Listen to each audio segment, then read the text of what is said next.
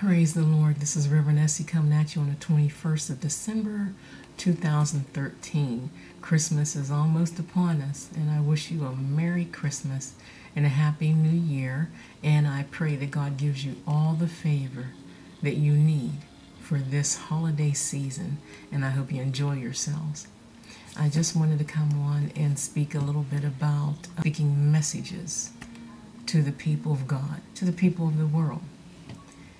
If you feel like you've been called to speak or sing or do anything for the kingdom of God, for the kingdom of God's sake, do it. I want to read something to you from Ezekiel chapter 3. And Ezekiel chapter 3, and I'll start with 4. Ezekiel chapter 3, verse 4. And it says, "And he said unto me, Son of man, go get thee unto the house of Israel," that's the body of Christ, okay, "and speak with my words unto them. For thou art not sent to a people of strange speech and of a hard language, but to the house of Israel." See, God's not sending him to people that wouldn't understand him, but people from the same walk as him, the house of God, the church, the body of Christ. And he says, not, in verse 6, "Not to many people of a strange speech or of a hard language, whose words thou canst not understand. Surely had I sent thee to them, they would not have hearkened." They wouldn't listen to you, he's saying. If I sent you to people that didn't understand your language, understand what you were saying, they wouldn't listen to you. And he says in verse 7, "But the house of Israel will not hearken unto thee, for they will not hearken unto me." God is telling Ezekiel, they won't listen to me. They won't listen to you. So here's what we're going to do. Hey, that's a shame, amen. And haven't we kind of got there today? He says, "For all the house of Israel are impudent and hard-hearted." People have become hard-hearted, hateful, mean, unkind, uncaring. Amen. And he says, "Behold, I have made thy face strong against their faces, and thy forehead strong against their foreheads. As an adamant harder than flint have I made thy forehead. Fear them not." God's telling him, Ezekiel, I gave you all the power that you need to speak to these people. This is what God's telling him. And he's saying that don't worry about a thing. I got your back. Just do what I tell you to do and speak my word. God says his word will not come back void. Amen. And he said, and I'm saying this to you. If you feel called to sing, preach, write a book, lead, teach, praise and worship, pastor, teacher, apostle, evangelize, do that thing. The Bible tells us to do it as unto the Lord anyway, not as unto man, but as unto the Lord. Amen. All right. And then he goes on to say in verse 9, he said, "Fear them not, neither be dismayed at their looks, though they be a rebellious house." These people were totally have you ever been vexed? Let me speak to you about that for a second. Have you ever been in your life in a situation or in a place, maybe a city, a town, your household, your family, your job, especially a lot of people on their job, maybe even your church, no offense, but have you ever been in a situation where you were just vexed? There were so many evil spirits around you, you just couldn't get away, you just couldn't feel free, and it just stopped you from doing everything that God intended for you to do. It just stopped you from being a child of the Lord. You couldn't sing anymore.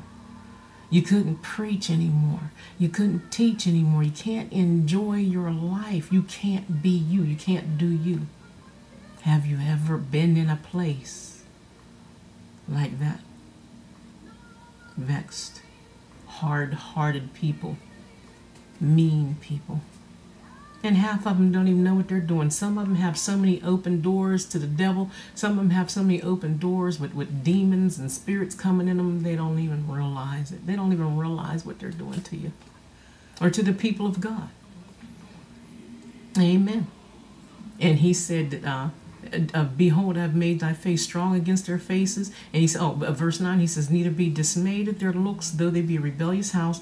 And then verse 10, he goes on to say, moreover, he said unto me, Son of man, all my words that I shall speak unto thee, receive in thy heart, not just in thy head, not logos, not just logos knowledge, covering the head, heart knowledge. Rhema knowledge, the kind that jumps off the page at you, the kind that when somebody speaks it goes down inside. You're like, oh, that was really from God. Rhema knowledge.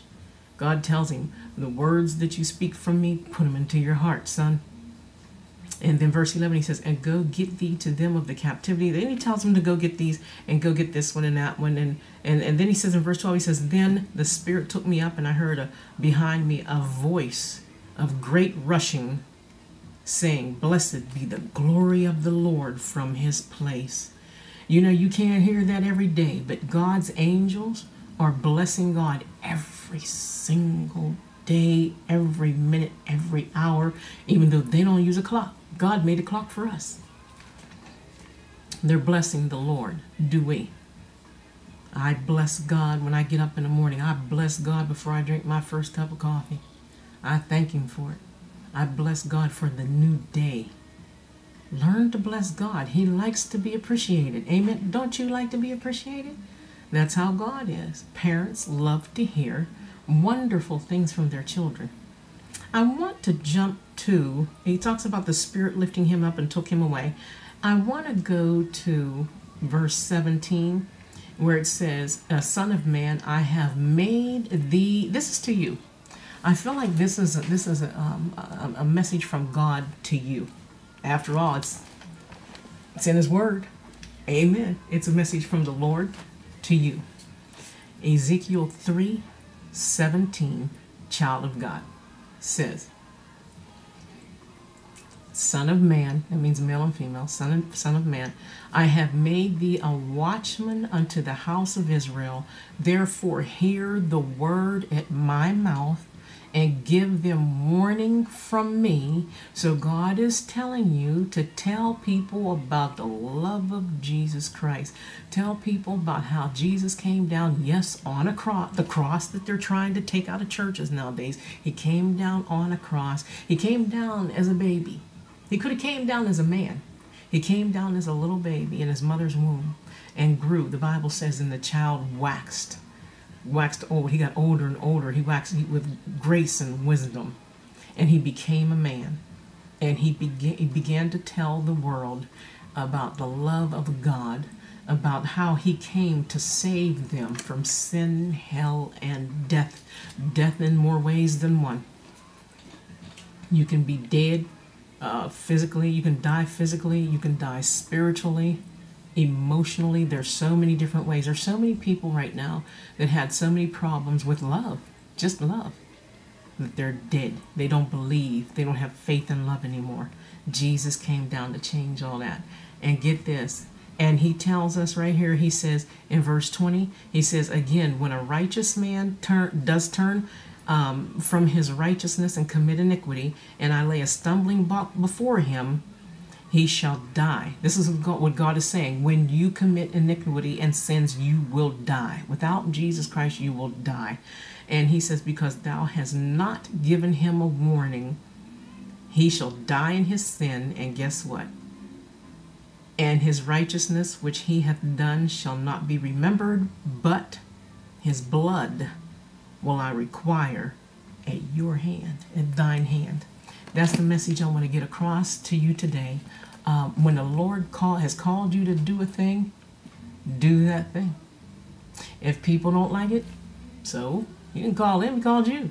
Amen. You're going to have people who's not going to like it. You're going to have people say, oh, I knew them when. They have the nerve. They're calling themselves preaching or teaching. They can't teach me nothing. Don't.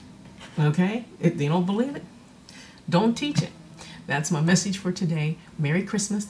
Happy New Year's. The blood of Jesus upon you and your family. Know that you're prayed for. RevEssie signing off. God bless you.